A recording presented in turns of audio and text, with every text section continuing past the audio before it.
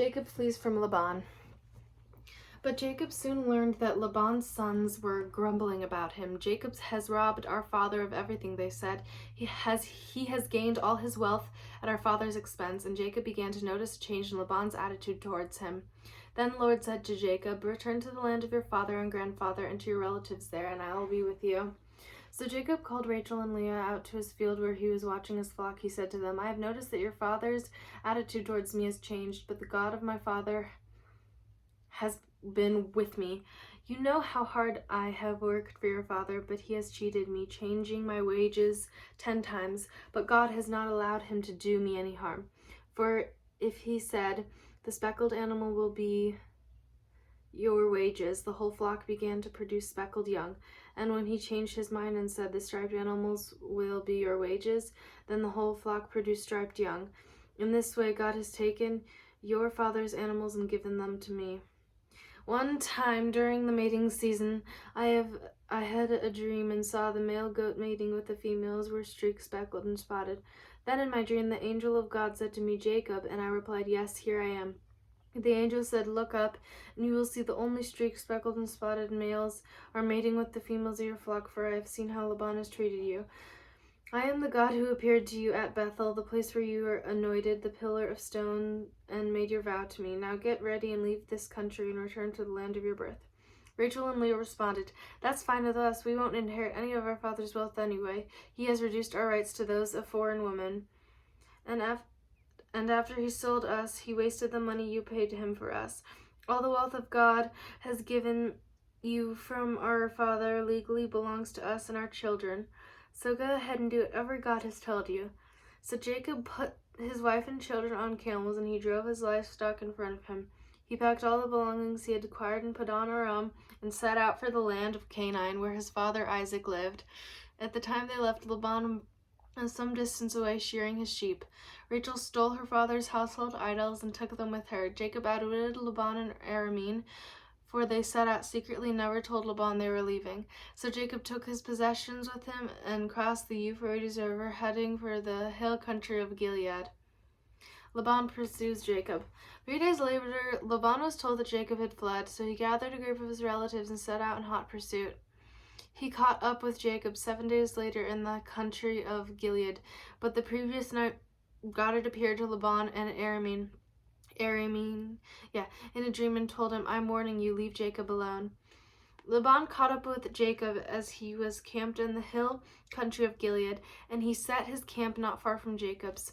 What do you mean by deceiving me like this?" Laban demanded. "How dare you drag my daughters away like prisoners of war? Why did you slip away secretly? Why did you deceive me? And why didn't you say you wanted to leave? I would have given you a farewell feast with singing and music accompanied by tambourines and harps. Why didn't you let me kiss my daughters and grandchildren and tell them goodbye? You have acted very foolishly. I could destroy you, but the God of your father appeared to me last night and warned me, 'Leave Jacob alone.' I can understand your feeling that you must go and your intense longing for your father's home, but why have you stolen my gods?" "I rushed away because I was afraid," Jacob answered. "I thought you would take your daughters from me by force. But as for your gods, see if you can find them, and let the person who has taken them die.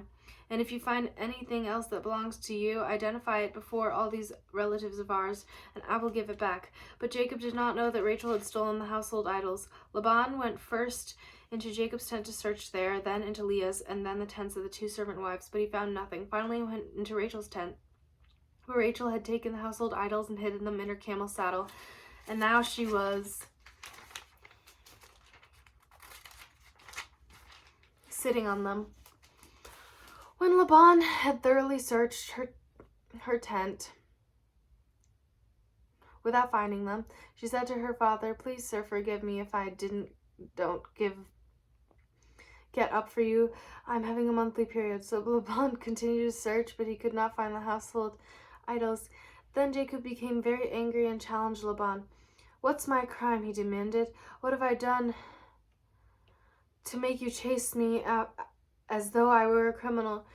You now have rummaged through everything I own. Now show me what you found that belongs to you." Set it out here in front of us before our relatives for all to see. Let them judge between us. For 20 years I have been with you, carrying your flocks. In all of this time your sheep and goats never miscarried. In all those years I never used a single ram of yours for food. If any were attacked and killed by wild animals, I never showed you the carcass and asked you to reduce the count of your flock. No, I took the loss myself. You made me pay for every stolen animal, whether it was taken in broad daylight or in the dark of night. I worked for you throughout the scorching heat of days and throughout the cold and sleepless nights. Yet for 20 years I slaved in your house. I worked for 14 years, earning for your 2 daughters, and you changed my wages 10 times. In fact, the God of my father has not been on my side, the God of Abraham and the fearsome God of Isaac. You would have sent me away empty-handed, but God has seen your abuse and my hard work. That is why he appeared to you last night and rebuked you. Jacob's treaty with Laban. Then Laban replied to Jacob, These women are my daughters, these children are my grandchildren, and these flocks are my flocks. In fact, everything you see is mine, but what can I do now about my daughters and their children? So come, let me make a covenant, you and it will be a witness to our commitment. So Jacob took a stone and set it up at a monument. Then he told his family members, Gather some stones. So he gathered stones and piled them into heaps. Then Jacob and Laban sat down beside the pile of stones to eat a covenant meal. To commemorate the event, Laban called the place Jagar Sahadutha, which means witness pile in Aramaic, and Jacob called it Galid, which means witness pile in Hebrew. So the witness pile. Then Laban declared, This pile of stones will stand as a witness to remind us of the covenant we have made today. This explains why it is called Galid, witness pile, but it will also be called Mizpah, which means watchtower, for Laban said, May the Lord keep watch between us to make sure that we keep this covenant when we are out of each other's sight. If you mistreat my daughter or if you marry other wives, God will see it even if no one else does. He is a witness to this covenant between us. See this pile of stones, Laban continued, and see this monument I've set between us. They stand between us as a witness of our vows. I will never pass the pile of stones to harm you, and you must never pass these stones or this monument to harm me. I call on the God of our ancestors, the God of your grandfather Abraham, and the God of my grandfather Nahor, to serve as a judge between us. So Jacob took an oath before the fearsome God of his father Isaac to respect the boundary line. Then Jacob offered a sacrifice to God there on the mountain and invited everyone to a covenant feast. After they had eaten, they spent the night on the mountain. Laban got up early the next morning and he kissed his grandchildren and his daughters and blessed them. Then he left and returned home. As Jacob started on his way again, angels of God came to meet him. When Jacob saw them, he exclaimed, This is God's camp. So he named his place Mahanaim. Jacob sent gifts to Esau. Then Jacob sent messengers ahead to his brother Esau, who was living in the region of Seir in the land of Edom. He told them, Give this message to my master Esau, humble greetings from your servant Jacob. Until now I have been living with Uncle Laban, and now I own cattle, donkeys, flocks of sheep, goats, and many servants, both men and women. I have sent these messages to inform my lord of my coming, hoping that you will be friendly to me. After delivering the message and the messengers returning to Jacob, they reported, We met with your brother Esau, and he is already on his way to meet you with an army of 400 men. Jacob was terrified with the news. He divided his household along with the flocks and herds and camels into 2 groups. He thought, if Esau meets one group and attacks it, perhaps the other group can escape. Then Jacob prayed, O God of my grandfather Abraham and God of my father Isaac, O Lord, you told me, return to your own land and your relatives, and you promised me, I will treat you kindly. I am not worthy of all this unfailing love and faithfulness you have shown me, your servant. When I left home and crossed the Jordan River, I owned nothing except a walking stick. Now my household fills with 2 large camps. O Lord, please rescue me from the hand of my brother Esau. I am afraid that if he comes to attack me along with my wives and children, but you promised me I'm sure you'll treat me kindly, and I will multiply your descendants until they become numerous as the sands along the seashore, too many to count. Jacob stayed where he was for the night. Then he selected these gifts from possession to present to his brother to Esau, 200 female goats, 20 male goats, 20 ewes, 20 rams, 30 camels with their young, 40 cows, 10 bulls, 20 female donkeys, and 10 male donkeys. He divided these animals into herds and assigned each to different servants. Then he told his servants, Go ahead with me and the animals, but keep some distance between the herds. He gave these instructions to the men leading the first group. When he asked his brother Esau When your brother Esau meets you, he will ask, 'Whose servants are you, and where are you going? Who owns the animals?' You must reply, 'They belong to your servant Jacob, but they are a gift for his master Esau. Look, he is coming right behind us.'" Jacob gave the same instructions to the second and third herdsmen, and to all the herdsmen falling behind. "You must say the same thing to Esau when you meet him, and be sure to say, 'Look, your servants Jacob right behind us.'" Jacob thought, "I will try to appease him by sending gifts ahead. When I see him in person, perhaps he will be friendly to me." So the gifts were sent on ahead, while Jacob himself spent the night in the camp. Jacob wrestles with God. During the night, Jacob got up and took his 2 wives, his 2 servant wives, and his 11 sons, and crossed the Jabbok River with them. After taking them to the other side, he sent over all his possessions. This left Jacob all alone in the camp, and a man came and wrestled him with until the dawn began to break. When the man saw that he would not win the match, he touched Jacob's hip and wrenched it out of his socket. Then the man said, "Let go of me, it's dawn is breaking." But Jacob says, "I will not let you go unless you bless me." "What is your name?" the man asked. He replied, "Jacob." "Your name will no longer be Jacob," the man told him. "From now on you will be called Israel, because you have fought with God and with men and have won." "Please tell me your name," Jacob said. "Why do you want to know my name?" the man replied. Then he blessed Jacob there.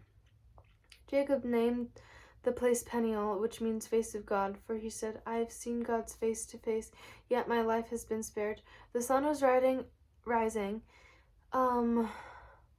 as Jacob left Peniel, and he was limp because of the injury to his hip.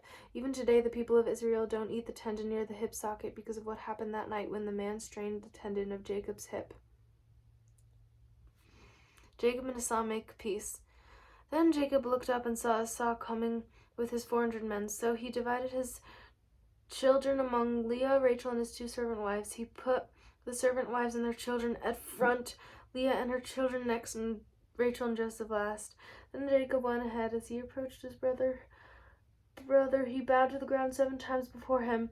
Then Esau ran to meet him and embraced him, threw his arms around his neck and kissed him, and they both wept. Then Esau looked at the women and children and said, "Who are these people to you?"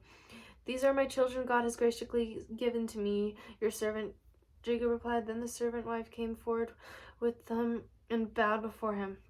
Next came Leah with her children, and they bowed before him. And finally Joseph and Rachel came forward and bowed before him. "And what were all the flocks and herds as I came?" Esau said, "They are a gift, my lord, to ensure your friendship." "My brother, I have plenty," Esau answered. "Keep what you have to yourself." But Jacob insisted, "No, if you have found my favor with you, please accept this gift from me. And what a relief to see your friendly smile. It's like seeing the face of God. Please take this gift I have brought you. For God has been very gracious to me. I have more than enough." And because Jacob insisted, Esau finally accepted the gift.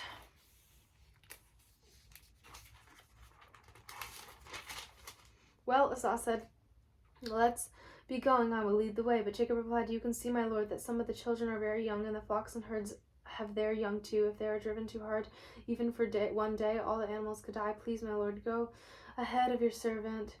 We will follow slowly at a pace that is comfortable for the livestock and the children. I'll meet you at Seir." "All right," Esau said, "but at least let me assign some of my men to guide and protect you." Jacob responded, "That is not necessary. It is enough that you receive me warmly, my lord." So Esau turned around and started back to the Seir the same day. Jacob, on the other hand, traveled to Succoth. There he built himself a house and made shelter for his livestock. That is why the place is named Succoth, which means shelter. Later, having traveled all the way from Padan Aram, Jacob arrived safely at the town of Shechem in the land of Canaan, where he set up a camp outside the town. Jacob bought the plot of land where he camped out from the family to Hamor, and the father of Shechem, for 100 pieces of silver, and there he built an altar named El Eloh Israel, revenge against Shechem. One day, Dinah, the daughter of Jacob and Leah, went to visit some of the young women who lived in the area.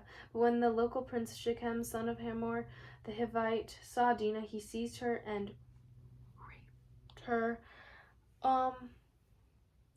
But then he fell in love with her, and he tried to win her affection with tender words. He said to his father Hamor, "Give me this young girl. I want to marry her."